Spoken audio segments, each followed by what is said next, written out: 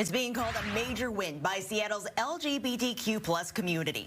The city's Parks and Rec department canceling plans to build a new children's playground at Denny Blaine Park. The park is known as an unofficial nude hangout and safe recreational space for everyone in Seattle. Fox 13's Dave Detling has been following this story closely. He's joining us from the park with more on how the LGBTQ+ community rallied to stop the proposed development. Well, we are talking about a secluded space along Lake Washington that's been used for decades by swimmers and sunbathers alike. Now people are celebrating after the city of Seattle has abandoned a playground plan that many say was discriminatory.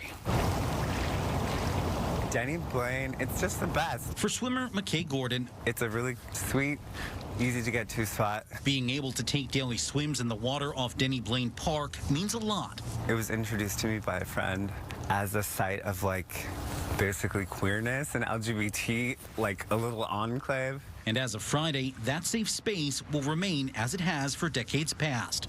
A Seattle beach where people can come as they are, nude or not, without fear of judgment. Seattle's changing so much, so to have really beautiful spots that are holding on to a history feels kind of cool. The recent proposal to build a children's playground nearby was axed Friday by Seattle Parks and Rec. The private donation of $550,000 was seen by some as a discriminatory project, one that threatened the secluded space along Lake Washington that's been used for decades. It's been a super critical space for the queer community in Seattle dating back to the 1960s. Community activist Sophie Amity-Debs helped with the Save Denny Blaine Park campaign.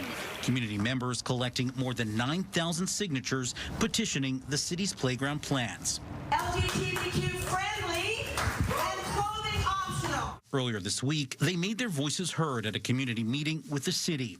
And a few days later, the city canceled its plans to move forward with the playground. It's being called a major win. Deb says the work isn't over. Just to kind of ensure that plans like this that would try to sabotage that don't go forward in the Parks Department moving forward, and to keep it a safe space. For McKay Gordon, the win to keep Denny Blaine Park as is a symbol for something bigger. Community matters. It matters a lot.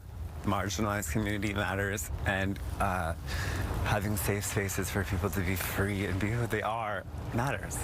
And moving forward, Seattle Parks and Rec said that it will continue to have conversations with the LGBTQ+ community. We understand that they are working to organize a Friends of Denny Blaine Park group to facilitate these conversations moving forward. Reporting from Denny Blaine Park, Dave Detling, Fox 13 News.